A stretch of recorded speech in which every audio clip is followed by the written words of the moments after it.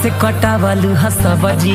ऐसे बंद भइला ह पबजी अपना मोरा से कटावलू ह सबजी ऐसे बंद भइला ह पबजी दिमाग जराबा मोहन बंद भइला ह पबजी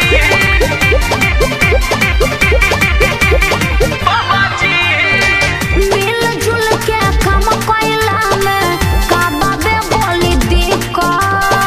पलंग पर भौजी तू सुतत रहलू भैया रहले खटा तू ही देखत रह का बैठ के तना मिलजुल के काम कइला में का बाबे बोली दिक्कत पलंग पर भौजी रहल तू सुतल भैया रहले खटा उल्टा पुल्टा जनी बोली रवा ढेर जनी करी लबला बजी अपना मोरब से कटावलू ह सबजी ऐसे बंद भइला ह पबजी अपना मोरब से कटावलू ह सबजी ऐसे बंद भइला ह पबजी देखो दिमाग खराब बा बंद भइला ह पबजी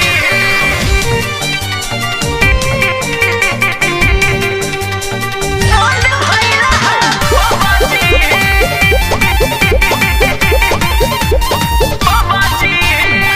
अर्जुन शर्मा मरजी से अपना खाना रहले बनावत देखल रहनी जंगला से एक दिन मुँह में रहल खियाब हाँ तो हमरा सुन ला बोल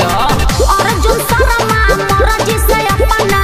खाना रहले बनावत देखल रहनी जंगला से ससी भैया रहल खियाब ताना जानी मारे रवा से हम तो लड़बजी चुली फूक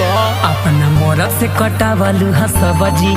ऐसे बंद भइला ह पबजी अरे चुप रह। अपना